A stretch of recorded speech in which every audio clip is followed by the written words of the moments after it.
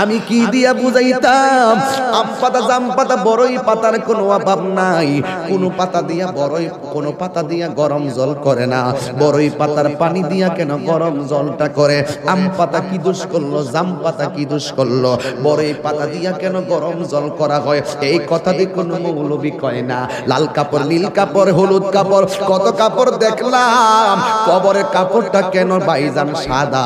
এই সাদা দিয়া কেন দাফন করা হয়? এই কথা দিয়ে পৃথিবীর কোনো মৌলবি কয় না রে। এ আমার যুবক,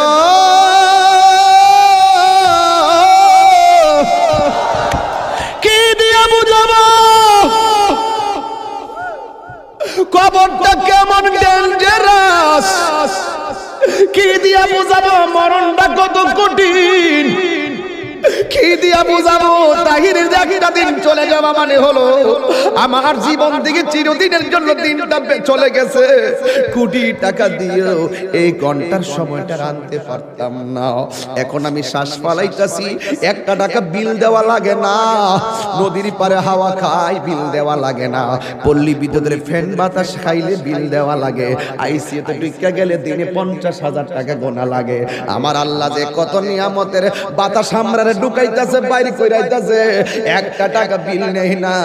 আল্লাহ কয় বিল লাগতো না, শুধুমাত্র তোরা 5 বার আইসা কপালটার মাটির মধ্যে লাগাইয়া দিবি। সুবহান রাব্বিয়াল আলা বলবি। দুনিয়ার মালিকের ডিউটি 20 দিন না করলে 20 দিনের বেতন কাটা। আর আমার আল্লাহ তোরে হাজিরা দিছে দৈনিক 5 বার।